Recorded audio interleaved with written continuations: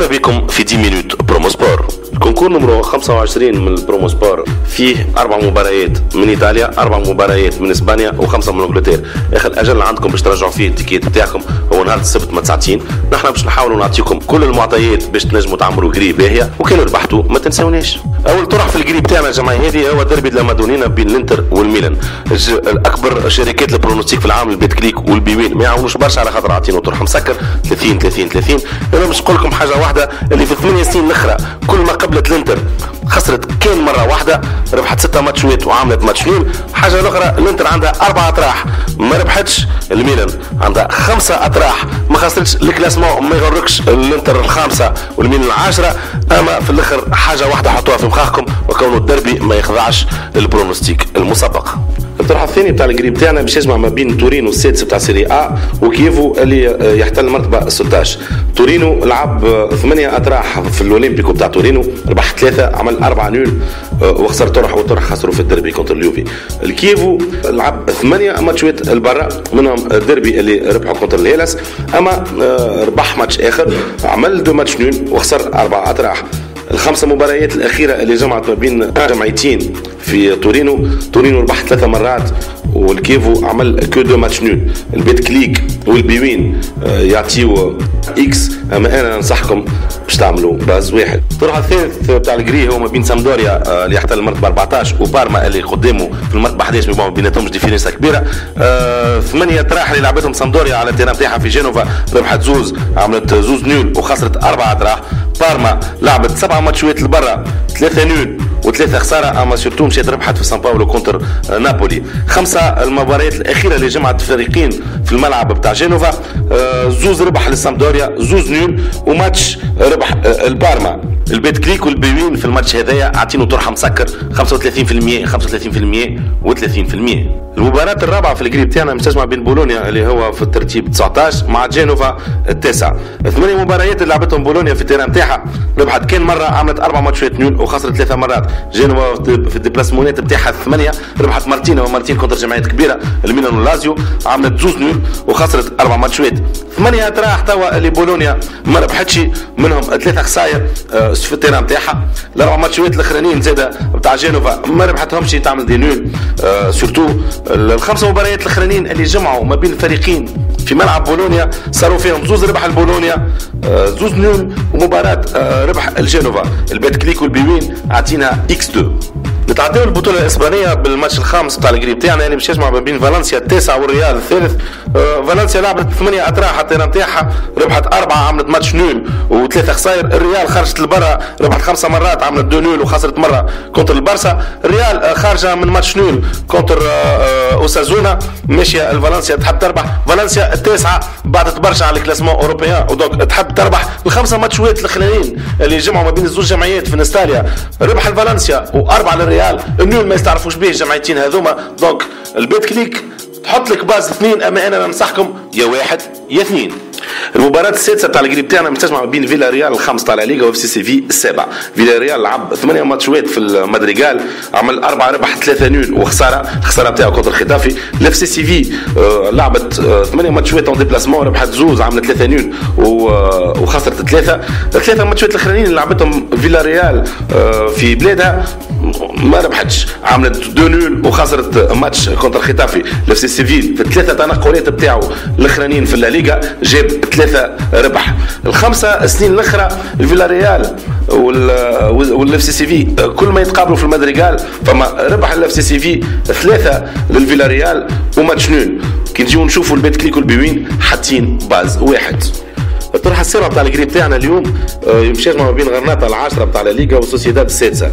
8 ماتشات اللي لعبتهم غرناطه في التيران تاعها، عملت زوز ربح، ما عملت حتى نول وخسرت 6 ماتشات. سوسيداد تنقلت 8 مرات، عملت زوز ربح 3 نول و3 خسائر. سوسيداد ملي خسرت في سانتياغو برنابيو كونتر الريال ما عاودتش خسرت في الليغا وربحت 3 ماتشات بتاعها. غرناطه عامله سيزون غريبه برشا، عندها 12 ماتش ما عملت حتى طرح نول، وماشيه بريسك في ربح خساره ربح خساره ربح خساره. الماتش الاخراني بتاعها مشيت خرجت لبرا، ربحته كونتر الرايو فاليكانو. ال3 ماتشات اللي جمعوهم زوز جمعيات في غرناطه، فما زوز ربح الغرناطه وماتش نول. البيت كليك والبيوين الطرح هذا عاطينه مسكر. الطرح الثامن تاع الجري باش يجمع بين الاسبانيول برشلونه اللي هو في المرتبه 12 من البطوله الاسبانيه، ومع الفالادوليد اللي هو في المرتبه 16. 8 ماتشات لعبتهم الاسبانيول في التيران تاعها، ربحت 3 عملت 2 نول وخسرت 3 مرات. الفالادوليد لعب البرا 8 ماتشات زاد ربح كان طرح كونتر ريو فاليكانو، عمل 3 ماتشات نول وخسر 4 مرات. الاسبانيول برشلونه عنده 3 ماتشات اللي ما يربحش في التيران تاعو، خسارتين وعمل ماتش نول.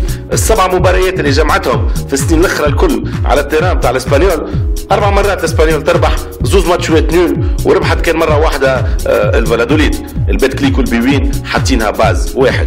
بتعدي البطوله الانجليزيه والطرح التاسع مع ساوثامبتون التاسع تاع الشامبيون انجلي وتوتنهام السابع. ساوثامبتون لعب 8 مباريات على التيران تاعو، ربح 4 ماتشات عمل 3 نول وخسر ماتش برك.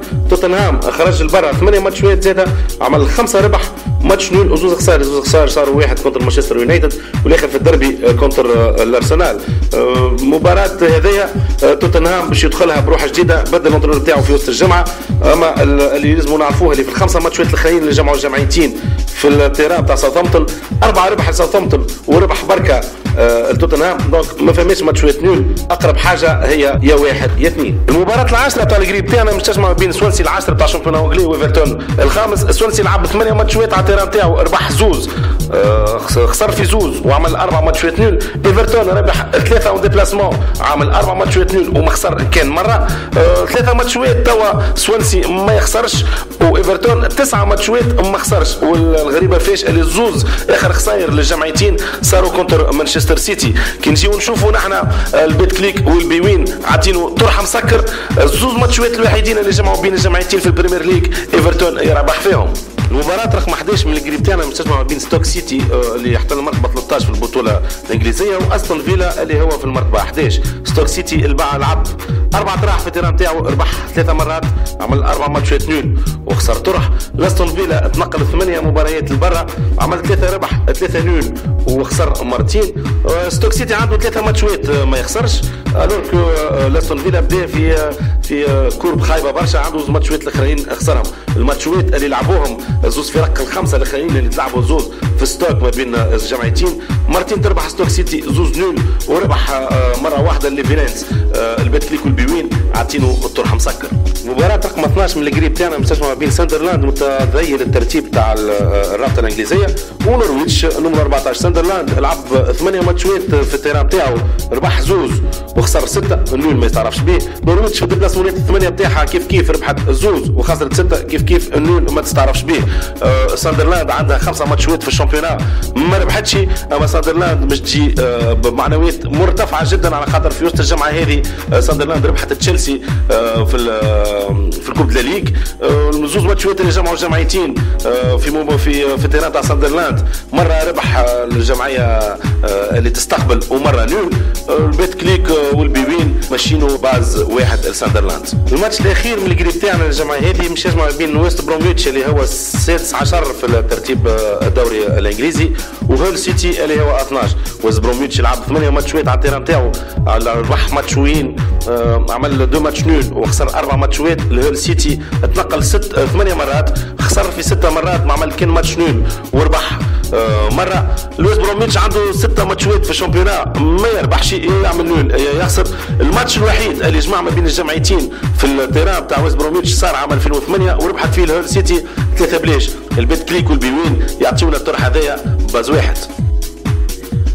على ضوء كل المعطيات هذه نحن تو باش نقترحوا عليكم جري تسوى 14 دينار و650 مليون، فيها 5 دوبلة وتريبل.